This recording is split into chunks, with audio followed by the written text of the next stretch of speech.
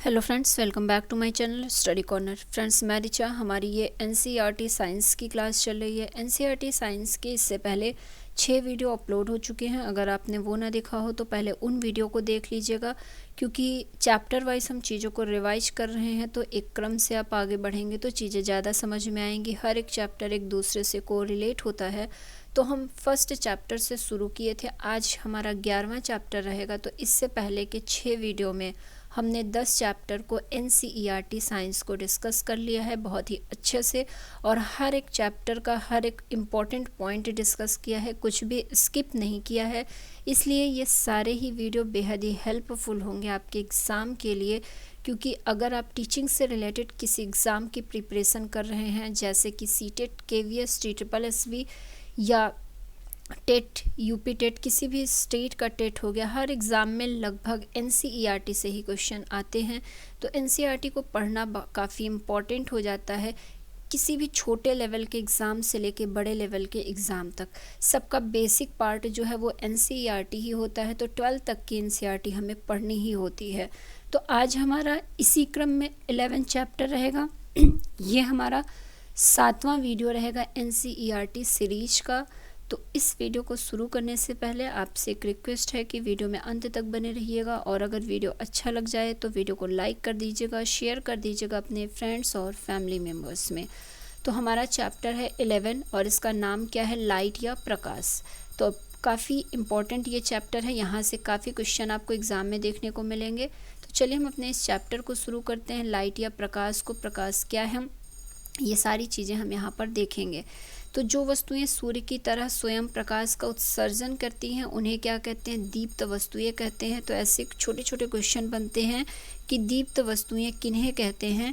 तो ऐसी वस्तुएं जो खुद, जैसे सूर्य अपना प्रकाश खुद से उत्सर्जित करता है, तो सूर्य की तरह स्वयं प्रकाश का उत्सर्जन करने वाली वस्तुओं को क्या कहते हैं, दीप्त वस्तुएं कहते हैं।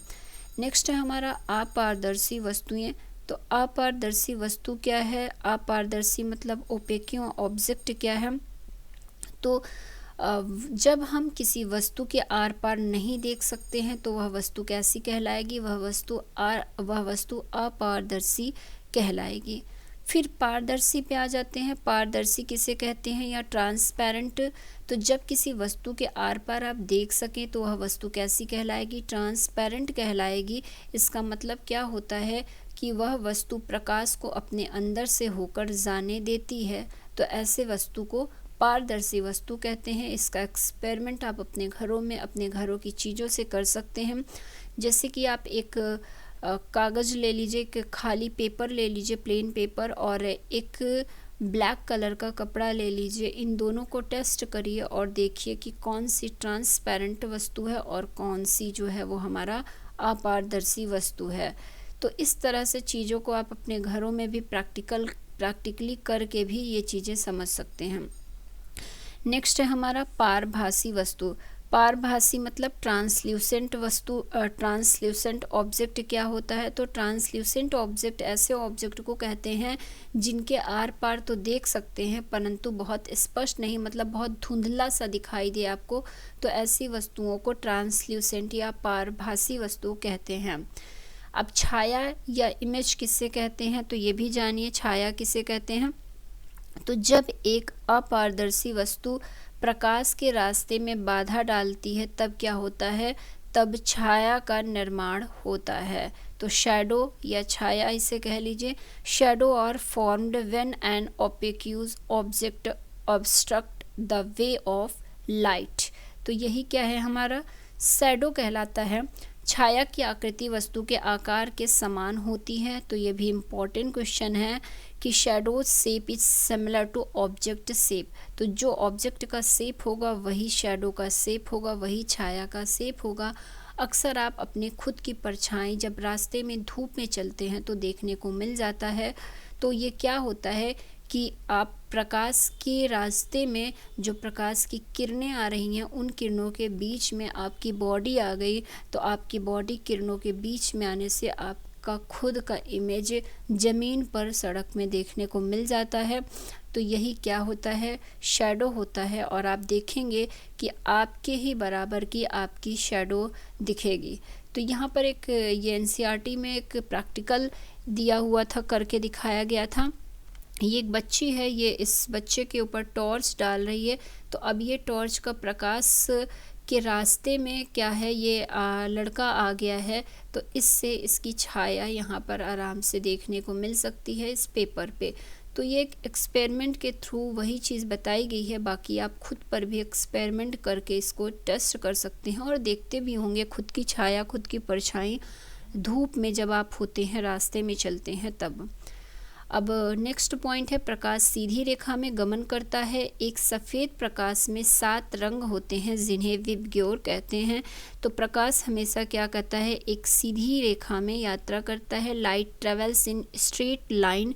तो ये काफ़ी इम्पॉर्टेंट पॉइंट है कि लाइट कैसे ट्रेवल करते हैं। तो ये एक स्ट्रेट लाइन में ट्रेवल करती है। अब एक सफ़ेद प्रकाश में अ white light consist of 7 colours. ये 7 कलर्स को कंबाइंड रूप में या शॉर्ट फॉर्म में विबग्योर कहते हैं। तो इसको विबग्योर एक ट्रिक समझ लीजिए है। तो इस तरह से इसको याद किया जाता है, violet, indigo, blue, green, yellow, orange और रेड। तो ये विबग्योर है। एक वाइट जो आपको प्रकाश की किरण दिखती है, इसमें यही 7 रंग होते हैं। जब इस सफ़ेद किरण को एक प्रिज्म से, ग्लास से गुजारा जाता है, तो ये 7 कलर में डिवाइड हो जाता है। तो ये चीज़ें आपको दिख रही होंगी, violet, indigo, blue, green, yellow, orange और रेड। तो इन्हीं 7 कलर में इसका डिवाइडेशन हो जाता है। अब आगे बढ़ते हैं और नेक्स्ट चीज़ देखते हैं कि आगे अब क्या है। आगे है रिफ्लेक्शन ऑफ लाइट या परावर्तन किसे कहते हैं। तो सबसे पहले जानते हैं कि क्या होता है रिफ्लेक्शन ऑफ लाइट या परावर्तन। तो परावर्तन तब होता है जब प्रकाश किसी वस्तु से टकराकर वापस लौट जाता है। यदि सतह चिकनी और चमकदार है तो परावर्तन होने के लिए जो टर्म इम्पॉर्टेंट कंडीशन होती है वो ये होती है कि जो सतह है उसका चिकना होना आवश्यक है, तभी प्रकाश जो है उससे टकरा कर वापस लौट जाएगी। जैसे कांच हो गया, कांच की सतह जो है वो चिकनी होती है और चमकदार होती है, तो यहाँ से लाइट का रिफ्लेक्शन बहुत आसानी से हो सकता है। पानी हो गया, वाटर में भी आप लाइट के रिफ्लेक्शन को देख सकते हैं, या किसी पॉलिश की हुई धातु में भी आप लाइट ऑफ रिफ्लेक्शन को देख सकते हैं। परावर्तन के कारण ही दर्पण में हम अपनी इमेज को भी देख सकते हैं। तो आप शीशे में खुद को जब देखते हैं तो वह भी क्या है, लाइट ऑफ रिफ्लेक्शन है। वह रिफ्लेक्शन की वजह से आप खुद को शीशे में देख सकते हैं।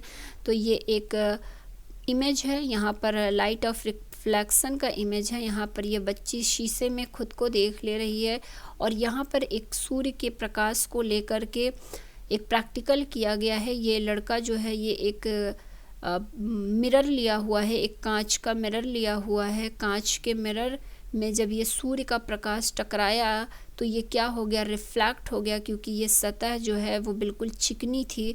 तो यहाँ से सूर्य का प्रकाश टकरा कर वापस जिधर से आया उधर ही निकल गया।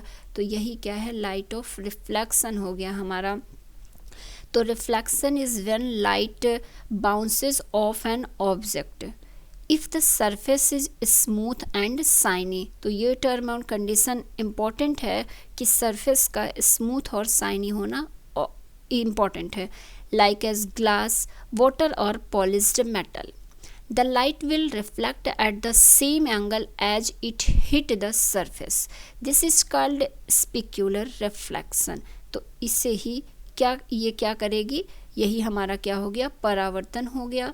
तो आपको ये इमेज भी दिख गई होगी, समझ में चीज़ें आ गई होंगी। और आगे चीज़ें पढ़ते हैं कि परावर्तन या रिफ्लेक्शन के कारण क्या क्या और घटनाएं होती हैं।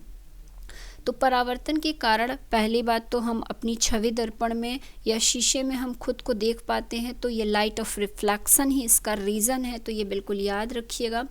दूसरा है, परावर्तन के कारण किसी वस्तु का विशेष रंग देखा जा सकता है। जैसे एक वस्तु हरे रंग की है, इसका मतलब यह हुआ कि वस्तु सभी रंगों को अवशोषित करती है, एब्जॉर्व करती है, लेकिन हरे रंग को यह रिफ्लेक्ट कर देती है। तो आप किसी भी कलर को, जो रंग बिरंगी चीज़ें देख रहे हैं वो कैसे आपको दिख रही है आपकी आंखों से, तो यह भी लाइट ऑफ रिफ्लेक्शन के कारण है। क्योंकि क्या होता है, जो सूर्य की किरणें हैं ये क्या करती हैं, सभी रंगों को तो एब्जॉर्ब कर लेती हैं, लेकिन आपको जो रंग दिख रहा है या उसे एब्जॉर्ब नहीं करती हैं, इसलिए यह हमें दिखता है। तो यही है, जैसा एक वस्तु हरे रंग की है इसका मतलब यह हुआ कि यह सभी रंगों को अवशोषित करती है, लेकिन हरे रंग को ये रिफ्लेक्ट कर देती है, जिस वजह से हमें ये दिखाई पड़ता है। इसके बाद क्या है, कोई वस्तु अगर काली दिखाई पड़ती है इसका मतलब यह हुआ कि सभी रंग को अवशोषित करती है। तो काली में, ब्लैक में सभी रंग जो है वो अवशोषित हो जाएंगे। और सफ़ेद की बात की जाए तो इसका मतलब यह हुआ कि यह सभी रंगों को रिफ्लेक्ट कर रही है, तो इसलिए हमें वो वस्तु वाइट कलर की दिखाई दे रही है। तो ये 3 एग्जाम्पल हैं, इम्पॉर्टेंट एग्जाम्पल हैं, सीधे सीधे जैसे लिखा है ऐसे ही उठा के पूछ लेता है। तो ये चीज़ें आप खुद प्रैक्टिकल करके भी समझ सकते हैं। तो इस चैप्टर में इतना ही था इम्पॉर्टेंट। बाकी लाइट से रिलेटेड जैसे जैसे हम आगे की क्लास में बढ़ेंगे आपको चीज़ें डीप में मिलती जाएंगी। ये क्लास 6 है तो यहाँ थोड़ा सा बेसिक कॉन्सेप्ट ही बस दिया हुआ था जो कि हमने जाना। अब चैप्टर 12 में आ जाते हैं। चैप्टर 12 क्या है, विद्युत तथा परिपथ, मतलब इलेक्ट्रिसिटी एंड सर्किट है। अब इसके आगे आपको जो भी चैप्टर देखने को मिलेगा, 16 चैप्टर है 6 क्लास में, तो अब इन सब में बहुत कम चीज़ें दी गई हैं, क्योंकि इन सब चैप्टर के बारे में आगे की क्लास में काफ़ी डीप में दिया हुआ है। यहाँ बस इनका बेसिक नॉलेज आपको दिया गया है, तो बहुत थोड़े थोड़े पॉइंट हैं, हम ये सारी चीज़ें आज ही ख़त्म कर लेते हैं। चैप्टर 12 में इलेक्ट्रिसिटी एंड सर्किट के चैप्टर में कुछ भी इम्पोर्टेंट नहीं दिया हुआ था, इसकी समरी मुझे इम्पोर्टेंट लगी तो मैंने उसी को यहाँ पर पेस्ट कर दिया है। तो समरी से भी आपका पूरा चैप्टर क्लियर हो जाना है जो भी चैप्टर में दिया हुआ है। तो देख लेते हैं, यहाँ पर दिया है कि विद्युत सेल क्या होता है। ये विद्युत का एक स्रोत होता है। विद्युत सेल में 2 टर्मिनल होते हैं। तो यहाँ पर विद्युत सेल का इमेज पहले मैं आपको दिखा देती हूँ। ये एक विद्युत सेल है। अपने घर में भी आप बैटरी देखे होंगे, सेल देखे होंगे, जो कि घड़ी में लगती है और भी चीज़ों में लगती है, रिमोट में लगती है। तो ये चीज़ें आप घर में देख भी सकते हैं अपने। तो 2 टर्मिनल होते हैं, एक प्लस होता है और एक माइनस होता है। यही चीज़ें ऊपर लिखी हुई हैं कि विद्युत सेल में 2 टर्मिनल होते हैं, एक प्लस और एक माइनस होता है। विद्युत बल्ब में एक फिलामेंट होता है जो इसके टर्मिनलों से जुड़ा होता है। तो ये विद्युत बल्ब का एक बार मैं इमेज फिर से आपको दिखा रही हूँ, तो ये चीज़ें देख लेंगे तो क्लियर हो जाएगा। ये है विद्युत बल्ब, ये एक फिलामेंट जुड़ा है, यहीं से इसके प्लस और माइनस टर्मिनल वाले ये दोनों पॉइंट जो हैं इस वायर के थ्रू जुड़े रहते हैं और इसी से इलेक्ट्रिसिटी जो है वो प्रवाहित होती है।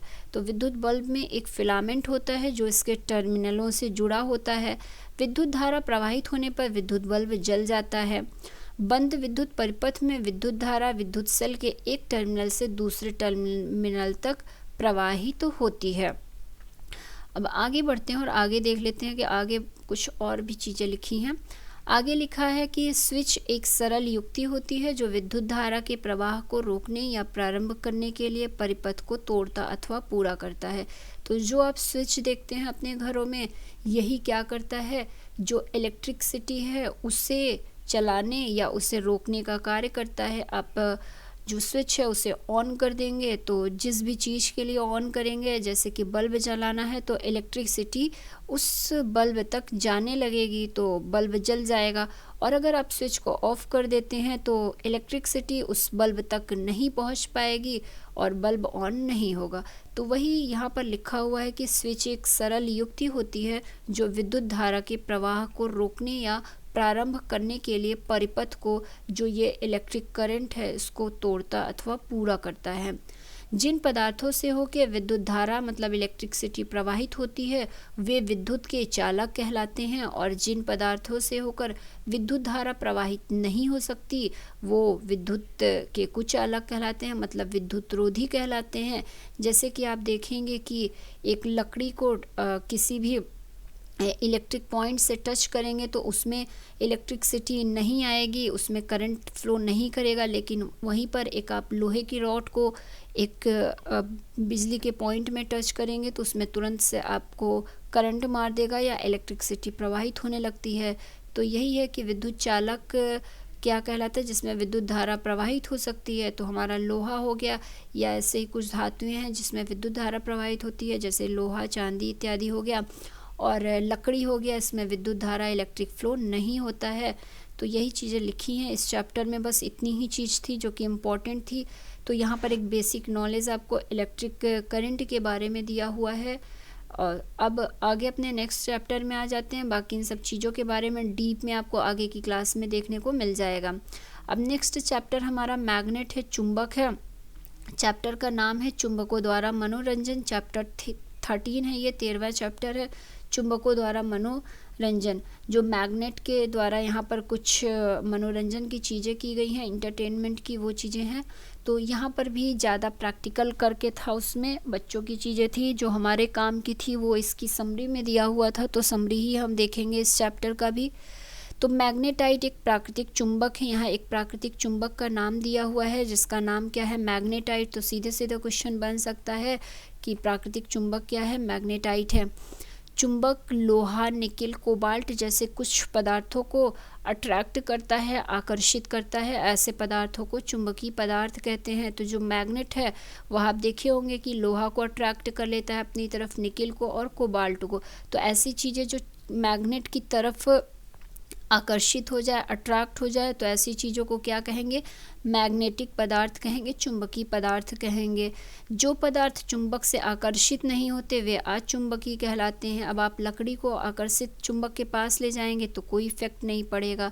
तो इस तरह से ऐसे पदार्थों को जो चुंबक से, मैग्नेट से आकर्षित नहीं होते हैं वे क्या कहलाते हैं, अचुंबकीय पदार्थ कहलाते हैं। नेक्स्ट पॉइंट है, प्रत्येक चुंबक के दो ध्रुव होते हैं। तो दो पोल होते हैं हर एक चुंबक के, एक नॉर्थ पोल होता है, दूसरा क्या होता है, साउथ पोल होता है। तो ये दो चुंबक के दो पोल बताए गए हैं। स्वतंत्रता पूर्वक लटकाने पर चुंबक सदैव उत्तर दक्षिण दिशा में आकर रुकता है। तो आप किसी मैग्नेट को लीजिए जिसमें कि दो पोल हों, साउथ और नॉर्थ पोल। उन्हें अगर आप किसी धागे से बांध के लटका दीजिए तो वो हमेशा क्या करेगा, साउथ पोल और नॉर्थ पोल की तरफ ही रुकेगा। तो यही कह रहा है यहाँ पर कि हमेशा उत्तर दक्षिण दिशा में ही ये रुकता है। अब यहाँ पर दो चुंबकों के असमान ध्रुव एक दूसरे को आकर्षित करते हैं। तो अगर जैसे कि प्लस और माइनस है तो मतलब नॉर्थ, एक नॉर्थ है और एक साउथ है तो ये एक दूसरे को आकर्षित करेगा। लेकिन अगर साउथ साउथ है तो ये एक दूसरे को आकर्षित नहीं करेगा, नॉर्थ नॉर्थ है तो ये एक दूसरे को आकर्षित नहीं करेगा। तो वही कह रहा है कि दो चुंबकों के असमान ध्रुव एक दूसरे को आकर्षित करते हैं। मतलब अगर नॉर्थ और साउथ है तो ये एक दूसरे को आकर्षित करेगा, लेकिन अगर साउथ साउथ या नॉर्थ नॉर्थ है तो ये आकर्षित नहीं करेगा। अब यहाँ पर कुछ चुंबक के टाइप दिए हुए हैं, किस तरह के चुंबक होते हैं।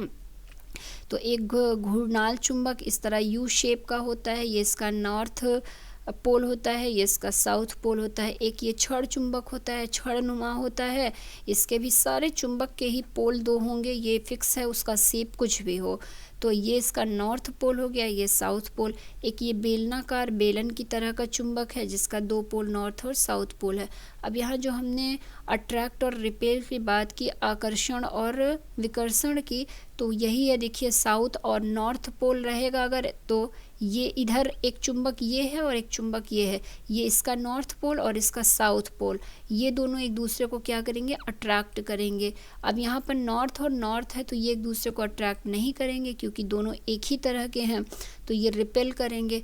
अब यहाँ पर साउथ और साउथ है तो ये भी एक दूसरे को क्या करेंगे, रिपेल करेंगे। तो वही कहा है यहाँ पर इस पॉइंट में कि दो चुंबकों के जो असमान पोल हैं वो एक दूसरे को आकर्षित करेंगे, जबकि समान ध्रुवों में परस्पर प्रतिकर्षण होता है। तो ये भी चैप्टर ख़त्म होता है। इस चैप्टर में भी बस इतनी ही चीज़ें थी, बहुत बेसिक चीज़ें इन सब चैप्टर में दी हुई थी। अब चैप्टर 14 को देखेंगे, वाटर जिसका नाम है। ये चैप्टर इम्पॉर्टेंट है और लंबा भी है, यहाँ पर काफ़ी काम की चीज़ देखने को आपको मिलेगी। तो सबसे पहले चैप्टर 14 जो है, हाँ, हमारा वाटर है, और चैप्टर 15 जो है वो एयर अराउंड अस है। तो सबसे पहले हम चैप्टर 14 को देखते हैं, काफ़ी इंपॉर्टेंट चैप्टर है, काफ़ी काम की चीज़ इसमें है। उसके बाद हम चैप्टर 15 को डिस्कस करेंगे। तो चैप्टर 14 में क्या है देखते हैं। तो यहाँ पर बात की गई है पृथ्वी का वाटर चैप्टर का नाम है। तो पृथ्वी का 2/3% मतलब 2/3 भाग मतलब 70% जो हिस्सा है वो पानी से ढका हुआ है। तो हमारी पृथ्वी का 70% भाग वाटर से ढका हुआ है, बाकी 30% भाग में क्या है, पेड़ हैं, और पेड़ और पृथ्वी ये सारी चीज़ें हैं, पहाड़ हैं। तो इस पानी का अधिकांश भाग महासागरों और समुद्रों में है। तो जो 70% पानी से हमारी पृथ्वी ढकी हुई है, इसका अधिकांश पार्ट जो है वो महासागर और समुद्र हैं। जैसा कि आप ग्लोब में भी देखते होंगे कि मैक्सिमम आपको समुद्र और महासागर ही दिखते हैं इसमें। महासागरों और समुद्रों में पानी में कई लवण घुले होते हैं। तो जो महासागर और समुद्र का पानी होता है वो हमारे पीने योग्य बिल्कुल भी नहीं होता है, क्योंकि उसमें बहुत ज़्यादा मात्रा में नमक घुला होता है, लवण घुला होता है।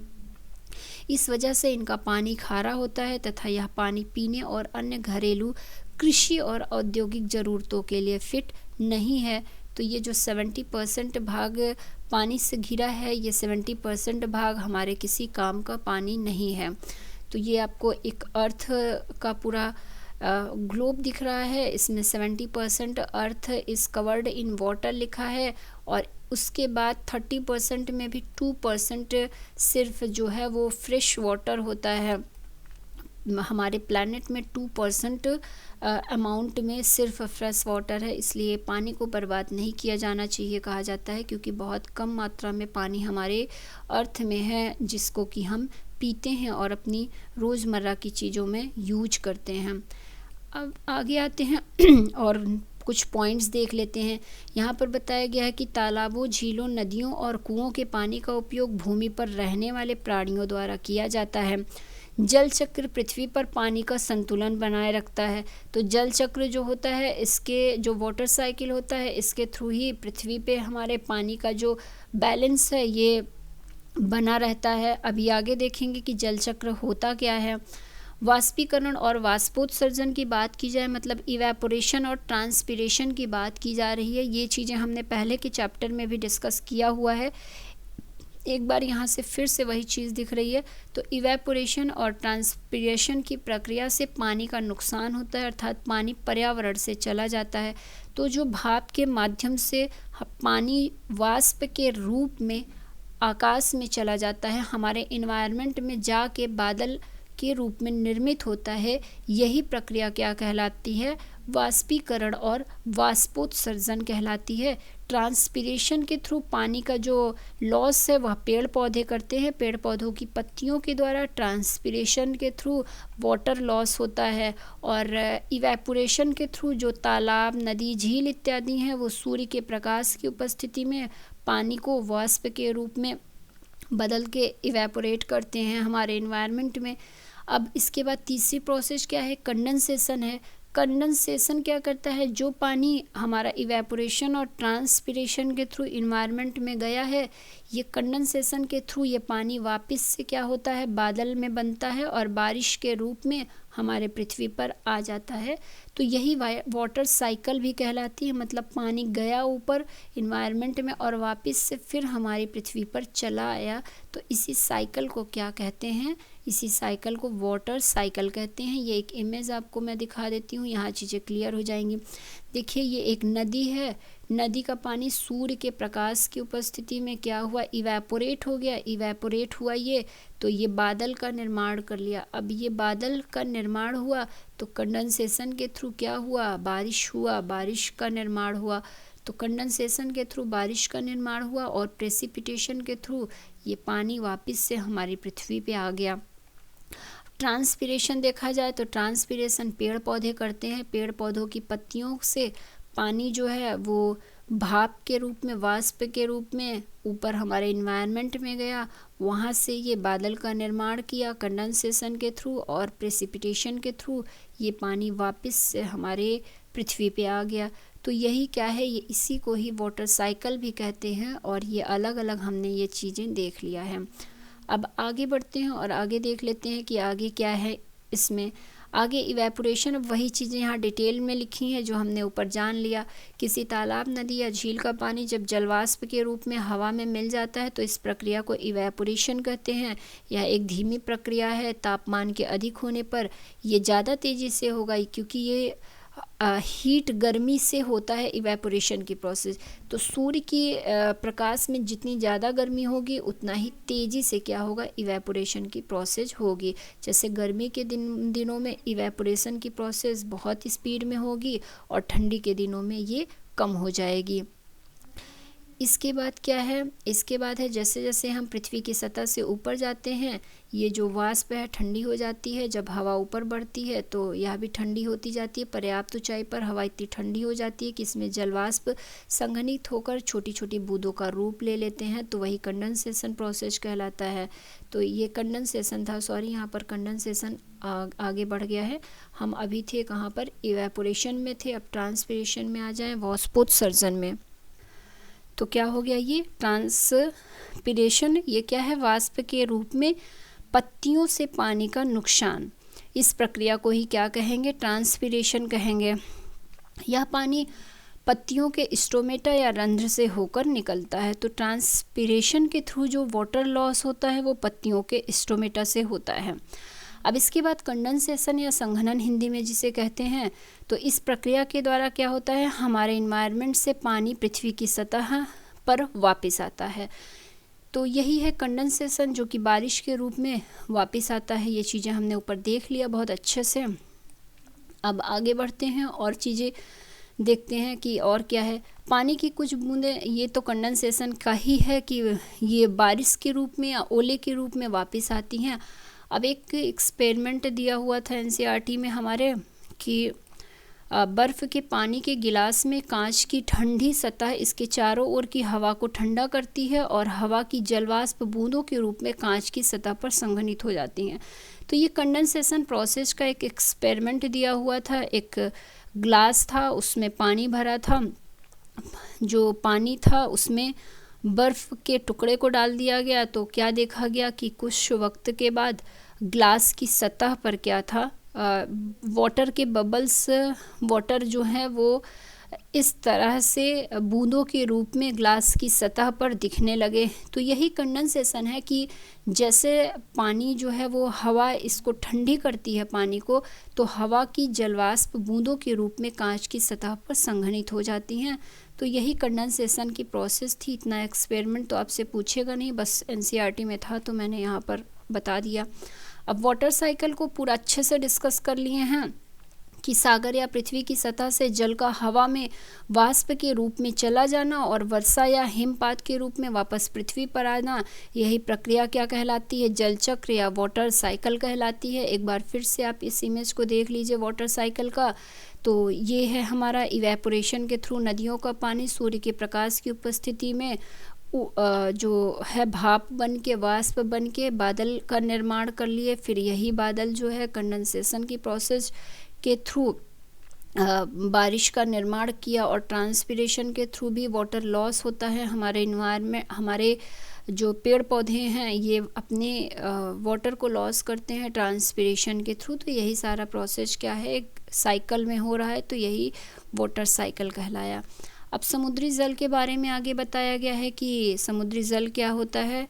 तो इसमें बताया गया है कि अधिकांश पानी जो वर्षा और हिमपात के रूप में भूमि पर गिरता है महासागरों में चला जाता है, इसे ही समुद्री जल कहते हैं। मतलब समुद्री जल का निर्माण कैसे होता है, तो वर्षा और हिमपात के रूप में बारिश हुई, भूमि पर गिरी, और यही बारिश जो है नदियों में और ये महासागरों में चला जाता है नदियों से होके, क्योंकि देखिए तो किसी भी नदी का अंत जो है वो महासागर में होता है।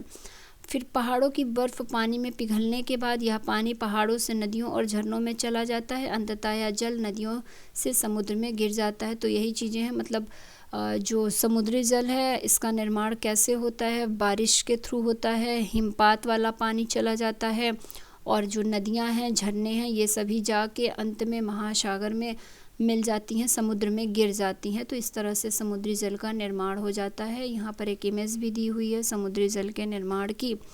अब वर्षा जल संग्रहण तो काफ़ी अच्छी टेक्निक है ये पानी को बचाने के लिए। तो एनसीईआरटी में बताया गया है कि वर्षा के जल को एकत्र करके उसका भंडारण करके उसका पुनः प्रयोग करना जल की उपलब्धता में वृद्धि करने का एक उपाय है। मतलब वाटर रिसाइकल की बात यहाँ पर की जा रही है। जो बारिश का वाटर, बारिश का वर्षा जल है, उसका रिसाइकल रीयूज कैसे करना है, तो वो चीज़ बताई गई है कि रिसाइकल नहीं, रीयूज कैसे करना है। तो बारिश के पानी को क्या करिए, आप अपने छतों में इकट्ठा कर लीजिए। छतों में जो भी नाली वगैरह है उसको बंद कर दीजिए। तो जब बारिश होगी तो वो पानी वहाँ पर इकट्ठा हो जाएगा। उसके बाद एक पाइप के थ्रू क्या करिए, उस पानी को आप किसी टंकी में या कहीं पर भी स्टोर कर लीजिए। तो वो पानी बहुत इम्पॉर्टेंट होता है, बहुत उपयोगी होता है। आप किसी भी यूज़ में उसको ले सकते हैं अपनी रोज़मर्रा की लाइफ में। तो यही है वर्षा जल का संग्रहण। तो यहाँ पर 2 विधियाँ बताई गई हैं कि वर्षा के जल को कैसे संग्रहित किया जा सकता है। तो एक तो है छत के ऊपर वर्षा जल का संग्रहण। ये ऐसा इमेज में बताया गया है कि बारिश होगी तो आपके छतों में पानी इकट्ठा हो जाएगा, और ये पाइप के थ्रू क्या है, इस पानी को इस टंकी में स्टोर कर लिया गया है। या तो एक दूसरी पाइप के थ्रू क्या किया गया है, इस पानी को यहाँ पर आप स्टोर कर सकते हैं, एक तालाब बना के या एक गड्ढा बना के, कुएं टाइप का कुछ बना के वहाँ पर स्टोर करके उस पानी को आप अपने खेतों में और जो पालतू पशु हैं, जानवर हैं, उनको पिलाने में यूज कर सकते हैं, या और घरेलू चीज़ों में भी उस पानी को आप यूज कर सकते हैं। अब इसके बाद क्या है, दूसरा प्रोसेस बताया गया है पानी के स्टोर करने का, कि जो सड़क के किनारे नालियाँ हैं वहाँ पर भी आप वर्षा जल को एकत्रित कर के उस पानी को सीधे वो भूमि तक रिस कर चला जाएगा। तो सड़क के किनारे बनी जो नालियाँ हैं उनको साफ़ सुथरा रखिए, वहाँ पर भी वर्षा का जल एकत्र होगा तो वो धीरे धीरे भूमि में एब्जॉर्ब हो जाएगा वो पानी, और सीधे नीचे तक चला जाएगा। तो इस तरह से ये भी चैप्टर ख़त्म होता है। अब हमारा जो 15वां चैप्टर है, हमारे चारों ओर वायु, ये चैप्टर और एक और चैप्टर बचेगा 16वां। इन दोनों को हम नेक्स्ट वीडियो में डिस्कस करके ख़त्म कर देंगे। हमारी एनसीईआरटी क्लास 6 साइंस ख़त्म हो जाएगी। वीडियो लंबा हो रहा है, वरना इसी में इसको ख़त्म करना था, पर चीज़ें उतनी ही डिस्कस करें जितनी आपको समझ में आए तो ज़्यादा बेहतर होगा। तो 2 चैप्टर और बच रहे हैं एनसीईआरटी साइंस क्लास 6 का 15 और 16। ये दोनों 10 से 15 मिनट का वीडियो रहेगा, उसमें ख़त्म हो जाएगा। इसके बाद हम 7th क्लास की एनसीईआरटी साइंस में आ जाएंगे। बाकी अगर आपको इसके साथ किसी और सब्जेक्ट का भी एनसीईआरटी का वीडियो चाहिए तो बता दीजिएगा, मैसेज करके, कमेंट करके, हम उस पर भी वीडियो बनाएंगे। तो आपको एक साथ 2 वीडियो एनसीईआरटी की भी मिलती जाएगी, अगर आप एक सब्जेक्ट को देखते देखते बोर हो रहे हो तो वीडियो अच्छा लग जाए तो लाइक कर दिया करिए, शेयर कर दिया करिए अपने फ्रेंड्स और फैमिली मेम्बर्स में। अगर आपने चैनल को सब्सक्राइब नहीं किया है तो चैनल को सब्सक्राइब कर लीजिए, बेल आइकॉन के बटन को ऑन कर दीजिए ताकि कोई भी वीडियो अपलोड हो तो उसका नोटिफिकेशन आप तक पहुंच जाए। और अगर वीडियो आपको हेल्पफुल लगता हो तो कमेंट करके ज़रूर बताया करिए। आपके कमेंट से हमें मोटिवेशन मिलती है आगे कुछ और नया करने के लिए, कुछ और अच्छा करने के लिए। और अगर कोई कमियां भी लगती हैं तो वो भी कमेंट करके ज़रूर बताया करिए ताकि हम अपने नेक्स्ट वीडियो में उसे सुधार सकें और बेहतर काम कर सकें। तो फ्रेंड्स, अपने नेक्स्ट वीडियो में हम फिर से मिलते हैं, तब तक के लिए धन्यवाद।